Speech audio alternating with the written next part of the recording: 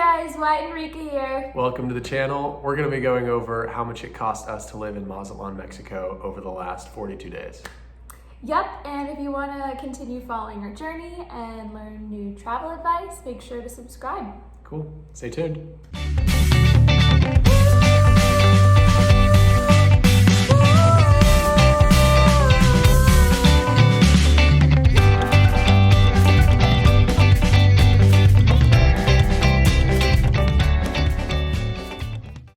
So we thought it was important to be transparent with you guys about how much money we spent on this trip because we think it would be helpful for those of you who might want to do this in the future. A quick note before we get into it, we'll be going over everything in US dollars. All right, so we're gonna go from the beginning of our trip to the end of the trip. So our first major investment that we spent on this trip was traveler's insurance. So yeah, neither of us had ever gotten traveler's insurance before, like officially on our own. So we ended up going with World Nomads, which is very highly recommended by Nomadic Matt, who is like another travel influencer. Yeah, it's very well recommended. There's a standard plan and an explorer plan. When we had the option of the standard plan or the explorer plan when deciding which one to choose, we decided the standard plan. It's less expensive than the explorer plan, but you don't get as much of insurance on certain things. More extreme activities are covered with the explorer plan, with but the we got the standard plan, and it worked out for us because we haven't needed it for anything. Thankfully. Yes, but I would make sure to kind of look through the different plans when you're thinking about traveling somewhere and whichever one's best depending on what you're planning on doing. And that total for both of us was $292 for the whole 6 weeks. And so for one person, it was $146. All right, and then we paid for the flights next. Yeah, so the flights, I think we went with American Airlines here. American Airlines is really good. Yeah, from Seattle straight to Phoenix and then to Mazatlán, and that was $414.62. And then for the both of us. For both of us, yeah, around like $207 each.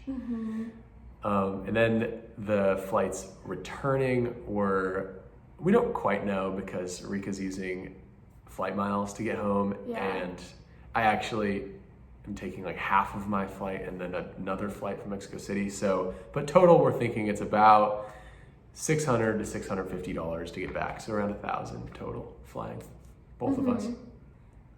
And then we got our Airbnb. Our Airbnb was very nice, but also looking at the list of all the things we paid for, it was pricey. It took a big chunk.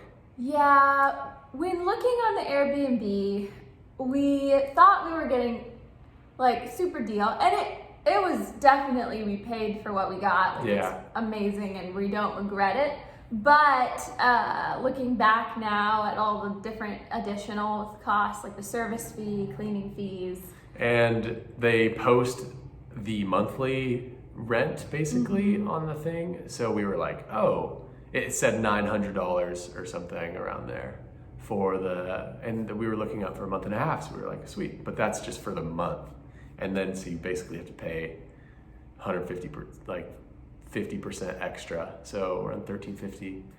So yeah, in the future, I think we're really gonna try to make sure to sort of cut down our rent costs because we've realized that we don't need the gorgeous view and the amazing setup. And total, our Airbnb costed $1,714.81. And then another big chunk out of our costs living here were our ATM withdrawals over the month and a half. We would switch off, each of us would get like 3,000 pesos every like 3 or 4 days. Yeah, and something to note too is if you do decide to use the Charles Schwab card, which we recommend, you do get paid back. Yeah, at the you end do. of the month of, what do we get paid back? You get all your ATM fees back. It's like a refund at the end of each month. It's pretty cool. It just like gives you money back. And also, it gives you the most current exchange rates. So like, if whatever ATM you're using has exchange rates that are just not like the global ones that you look up, it'll reimburse you for that too. Yes, so we definitely recommend Charles Schwab for if you are looking for a card to use when traveling and getting ATMs. Yeah, because those fees can really rack up if you're not getting them refunded, honestly. So for ATM withdrawals, we withdrew around $2,250 total between the both of us. So one of the last charges, or like big categories that we have here, is the charges to each of our debit cards, whether that would be booking a trip or Uber, or sometimes we paid for cards in restaurants or at the OXXO. Exactly. Yeah. Total that came out to about $500 between the both of us. And lastly, just like a little extra thing, is the COVID test that we have to get to return to the United States. If you're not from the United States, you might not need to do this, or it might not be added to your cost of living here, but yeah, and in Mexico it does cost some to get a COVID test, but yeah, not in the US. And it's honestly not too bad. For both of us, it was $100, and we actually just got that today. But yeah, the total cost of living without flight costs is $4,934.75 roughly. Yeah. Give or take.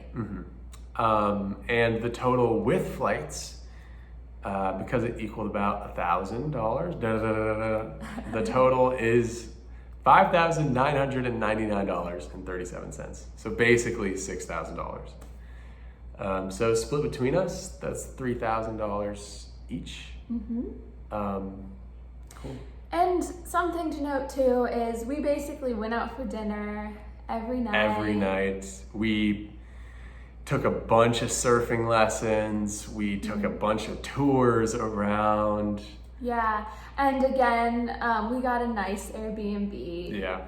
So yeah, it was a good first trip, and I think this will be a learning experience for us as we continue on of what things we can kind of cut down in the future. All right, everybody, so that's it for now, but make sure to subscribe to our channel, like, comment. If you have any questions about anything that we've said in this video, we love to hear your thoughts. And we're happy to answer and help you out.